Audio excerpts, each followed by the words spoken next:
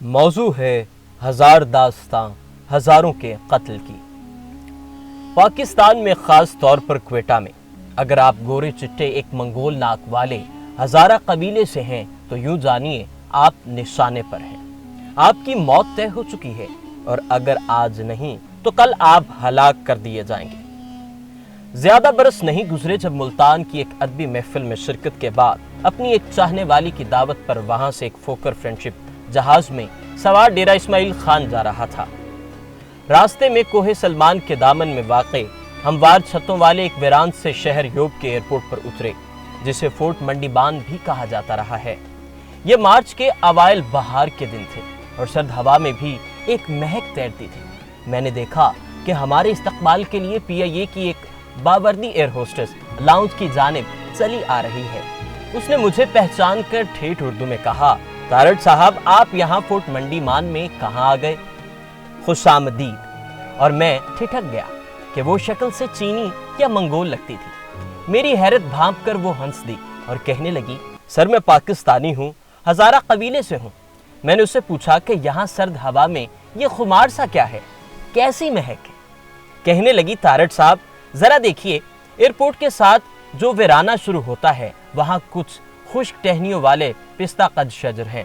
غور کیجئے تو ان ٹہنیوں میں سے شگوفے پھوٹ رہے ہیں۔ یہ مہک ان کی ہے، یہ نوروز کی آمد کی نشانی ہے۔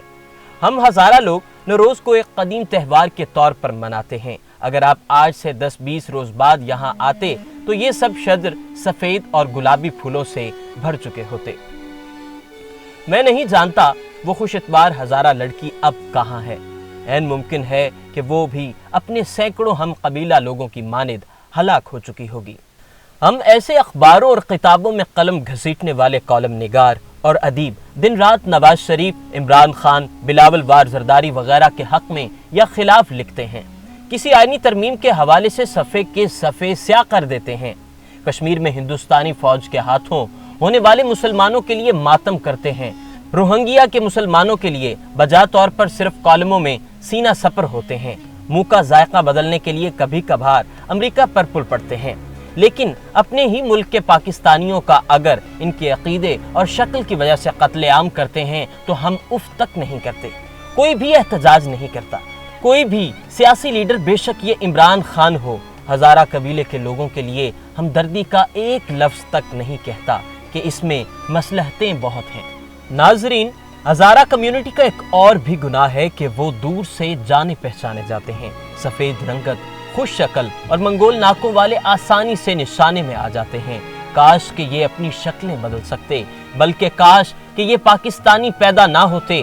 جیسے ہٹلر نے یہودیوں کو نابود کرنے کے لیے فائنل سولوشن یعنی آخری حل تجویز کیا تھا، تو ہمیں بھی فیصلہ کر ہی لینا چاہیے تھا کہ آخر ایک مسلمان کی ڈیفینیشن کیا ہے، تاکہ بقیہ حضرات کے لیے کوئی آخری حل تجویز کیا جا سکے۔ ویسے اس سلسلے میں اگر ہم مفتی قوی قبدیل سے رجوع کریں تو کچھ مذائقہ نہیں۔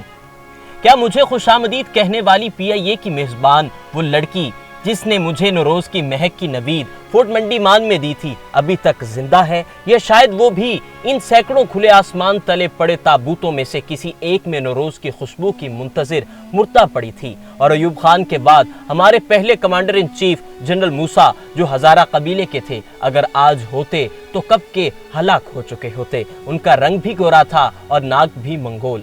اب بھی بہار کے اوائل میں خشک ٹہنیوں میں سے گلابی اور سفید شگوفے پھوٹتے ہیں، لیکن اب ان کی مہک میں خون ناحق کی سرخ بو شامل ہوتی ہے۔